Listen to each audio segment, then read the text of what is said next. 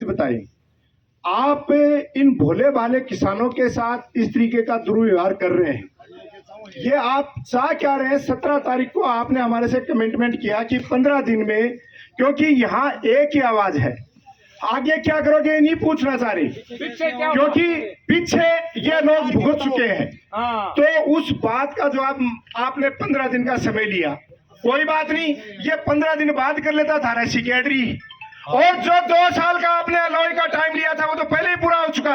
आपने विपट के सुना रहे थे, वो तारीख आपके पास पत्रकार बंधु भी है, वो जो आपने बताई कि 2 साल का आपको पीरियड मिलता है, क्या हुआ था अलॉय, वो टाइम पूरा होगा ना, बिका बाद में तो कर रहे हैं मीटिंग, तो ये और 10 दिन बाद हो जाती।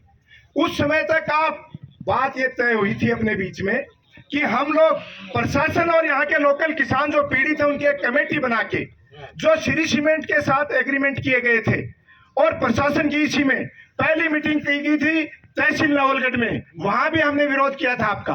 बाद में आपने प्लांट में दूसरा उसकी कैपेसिटी बढ़ाने के लिए बात की, उसका भी हमने विरोध किया। तो उसकी कंप्लायंस रिपोर्ट इन लोगों के साथ देकर मौके पे जाके, क्योंकि आप जो बात कर रहे हो भविष्य में क्या करेंगे, ये भविष्यवाणी सुनते हैं। उस दिन भी यही सुन रहे थे और आज भी यही सुन रहे हैं। मैं कह रहा हूं ये च्युइंगम देना बंद कर दो। हालांकि हमें भी पता चल गया आपकी फितरत को देखते हुए कि हम भैंस के आगे बीन बजा रहे हैं, हम भैंस के आगे बीन बजा रहे हैं यादव साहब, क्योंकि आपकी नीयत हमें ठीक नहीं लग रही।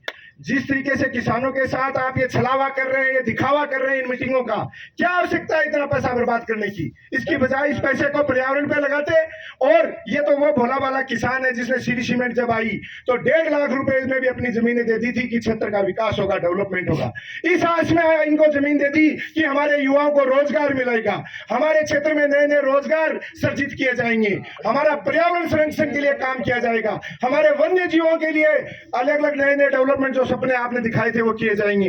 लेकिन आपके कान पे जो भी नहीं रेंग रही है, आपने टच से मस नहीं हुए, कोई भी काम नहीं हुआ। हमारा आपसे निवेदन है, ये किसान मैं कह रहा हूं, आप लोग बार बार कह रहे हो कि हम दलालों को भी अलग कर देंगे, आगे किसान से डायरेक्ट बात कर लेंगे। अरे वो तो सब कर लेंगे और उस बात में किसान सहमत भी हो जाएंगे, लेकिन ये तब होंगे जब आपने जो पहले वादे किए हैं वो पूरे के पूरे करो। और जो एग्रीमेंट, मेरी बात सुनिए, आज जमीन की बात आती है, जिस किसान का खसरा नंबर है उसका डायरी में नाम देख के उसके अलावा मीटिंग नहीं होनी चाहिए, चाहे कोई जचंद हो है और चाहे कोई फतेह चंद हो है, कोई बीच में नहीं बैठना चाहिए। सुनिए मेरी बात। दूसरी बात, विरोधी कर रहे हैं इस बात की हम लोग आज, उस दिन भी पूरा दिन आपने यही खराब कर दिया। आप अपनी बात का जो रिजल्ट दे रहे हैं आप 15 दिन में दे रहे हैं, उसके बाद दोबारा इसी कर लो ना, हमें कहीं आपत्ति नहीं है। लेकिन उस बात को आप जमीन पे धरातल पे सबको दिखाना पड़ेगा। और रही बात, आप बार बार बात करते हो, मैं केवल पर्यावरण विभाग से एक क्वेश्चन पूछ रहा हूं।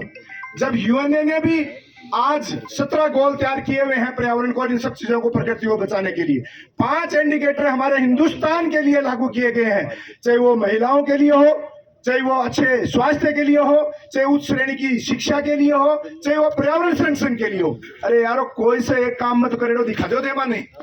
आपने खनन भी शुरू कर दिया, सारे काम यहाँ पे प्रोडक्शन भी शुरू हो गया आपका, लेकिन कोई काम नहीं कर रहे। मैं आपको कहता हूँ किसान को संतुष्ट कर दो, जिनकी जमीन आ रही है, जमीन के अलावा और मुद्दे की बात।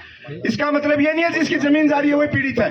आसपास का सारा एरिया जो प्रभावित होता है, उन सब के यहाँ से किसान प्रतिनिधि या किसान प्रतिनिधि होने चाहिए। और उनकी सहमति से अगर आप लोग ये बात तय करते हो तो लोग आपकी बात पे विचार करेंगे और संतुष्ट होंगे तो आगे बात बढ़ेगी, अन्यथा ये बात यहीं खत्म की जाए। बात तो कैंसिल कर दो।